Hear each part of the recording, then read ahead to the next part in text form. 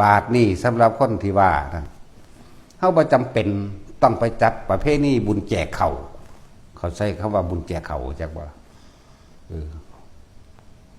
ให้เข้าใจดีแล้วว่าพอแม่ตายแล้วปุ๊บ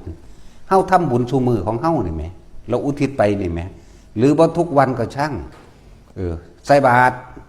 ขอผลทานบุญกุศลกรรมดีนี้จงถึงแด่มารดาบิดาของข้าพเจ้าเห็นบ่ล่ะตลอดทั้งก็ว่าไปใส่ซุมือสวดมนต์ก็อุทิศได้ปัดกวาดศาลาปัดกวาดตามเนี่ยสถานที่วัดว่าอารามทั้งหลายกะอุทิศบุญได้จักบ่ล่ะนี่เฮ็ดจังซี่อยู่ซุมือ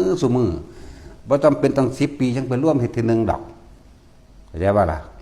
เฮ็ดไปเลยแล้วไปเลยบ่เฮ็ดก็ได้อยากบ่นั่นแหละ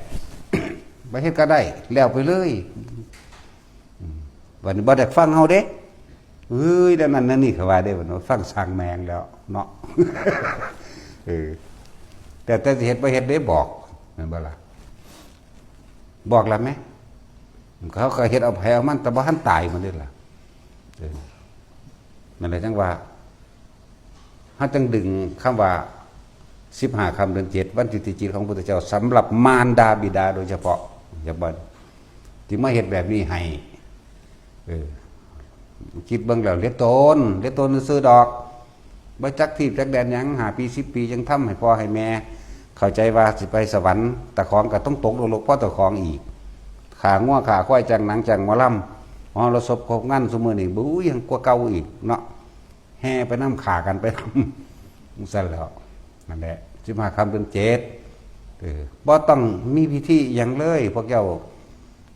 เอาขนมไข่มาเอาเหาะมาจักห่อนึงล่ะไปอยากบ่มีใส่บาตรขอผลทานบุญกุศลกรรมดีที่ข้าพเจ้าทำนี้จงถึงแด่มารดาบิดาของเจ้าหมดสาธุพ่อจบเขาขึ้นเองดอกว่าแต่พ่อแม่แต่ของมันบ่เคยไปขาเรียกว่าถ้ามานั่นตริยกรรมเข้าใจบ่ล่ะใช่นี่มารดาบิดาจักบ่ล่ะนั่นแหละสิพาเฮ็ดอยู่เดี๋ยวนี้เดี๋ยวตนซื้อดอกยังพากันยกขึ้นมาให้เฮ็ด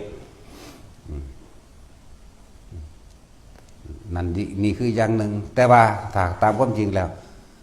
ถ้าเขามีโอกาสเมื่อไหร่ก็ให้ทำใส่บาตรหรือมาฟังธรรมหรือมาสวดมนต์หรือมาอย่างกันแล้วแต่ในการทำสร้างกุศลให้เกิดกับจิตตัวเองแล้วสามารถอุทิศได้นี่คือจังมูตะจุยมูจะล่มมาแหละเขาก็ไม่ได้มีเงินได้หลักแต่ว่าเขาก็เรียกว่าท่านแห้งกับร่างกายของพระเจ้าเองปลูกต้นไม้รดน้ำต้นไม้ปัดกวาดนั่นนี่เห็ดนั่งอยู่นั่งกินอันนั้นนี่แน่ห่วยแต่ว่าเรื่องบารมีมันอุปปารมีมันเด่นนั่นจากบาลักเป็นท่านขันกลางไปแล้วเด่นท่านขันแรกคือท่านนี่อาหารจารสารเครื่องห่มที่อยู่อาศัยนี่ขันต้นหนึ่งได้นี่พื้นฐานได้นี่ขนาดท่านอาหารจารสารเครื่องห่มตลอดที่อยู่อาศัยคนที่บ่รู้จักคำว่าท่านแต่มันเกิดบุญกุศลมากและท่านถึงพระนิพพานได้ยังบ่รู้เด้ท่านโดยบ่ปรารถนาสิ่งใดตอบแทนบ่หวังสิ่งใดไม่มีการสังสมมันในความอยากได้อยากดีอย่างนี้เป็นไม่บางผลในทานไม่มีจิตบุคคลในผลในทานไม่มุ่งการสังสมในความอยากได้และอยากเป็นสิ่งใดนี่ท่านไปทั้งสั้นแต่ต้องมีการประกอบการฟังธรรมไปพร้อมมันจึงจะเข้าใจพวกท่านทั้งสี่จิตมันเป็นกลางจิตมันบ่มีที่ตั้งบ่มีที่ติดบ่คิดถึงว่าในความอยากได้นั่นเองมันบ่ล่ะมันลืมความอยากได้พวกนี้ตายแล้วเป็นพรหมนั่นแหละเบิดอายุจากพรหมสนิขึ้นสุทธาวาสเบิดจากสุทธาวาสขึ้นนิพพานเลยแต่ท่านแบบนี้เข้าใจว่าล่ะเขาก็บ่เห็นแต่แนวเดียวหรอกนี่เห็นบ่นะเขาก็เห็นแนวอื่นน้ำอีกอยู่ภาวนาเขาก็เฮ็ดสวดมนต์เขาก็เฮ็ดทำวัดเขาก็เฮ็ดอยู่นี่แหละเห็นบ่นี่ซั่นแล้วปัดกวาดล้านนั่นนั่นนี่เนี่ยแล้วจังว่าบอกก็สามารถอุทิศบุญให้พ่อให้แม่ได้ทั้งสั้นอันพวกไปตั้งใจ10 ปีจังเฮ็ด5 ปีจังเฮ็ดหรือต่อหลายปีจังเฮ็ดนั่นน่ะเฮ็ดทีเดียวเท่านั้นบักและท่านที่มันเพิ่มทุกข์ก็คือหวังผลในทาน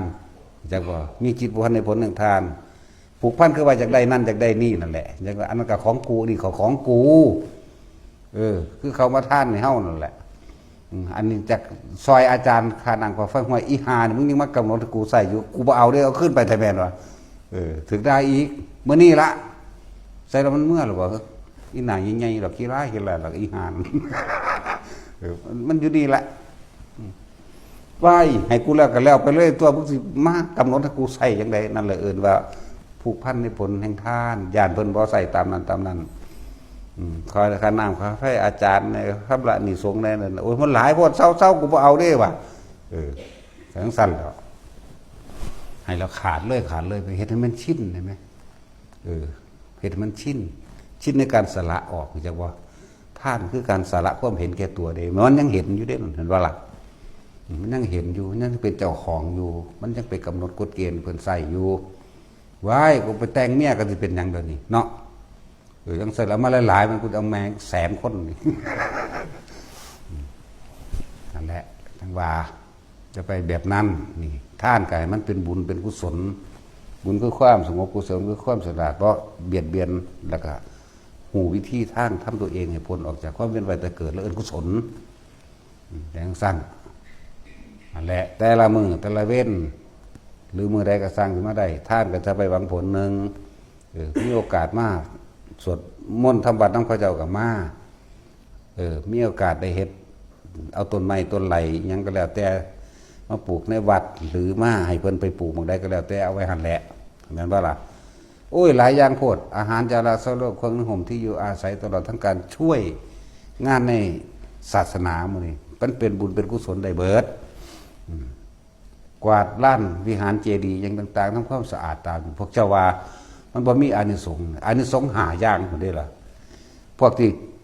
ตัดหญ้าพวกที่กวาดมังหันมังนีมันแปลนมันสะอาดเดินวัดล้านวัดนั่นแหละกวาดอานิสงส์ที่หนึ่ง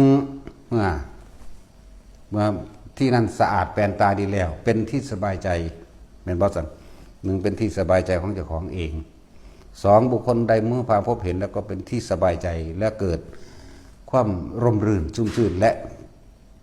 สบายตาเนาะนั่นแหละอันที่สามเทวดาย่อมรักใคร่พอใจจากวันนี้อันที่สี่เมื่อทำแล้วตัวเองเกิดจิตสงบอะไรว่าล่ะอันที่ห้าชื่อว่าได้กระทำตามคำสั่งสอนพุทธเจ้าเข้าใจว่านั่นแหละสามารถอุทิศ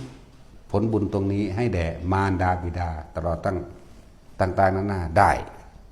อันนี้สงหาคนทำความสะอาด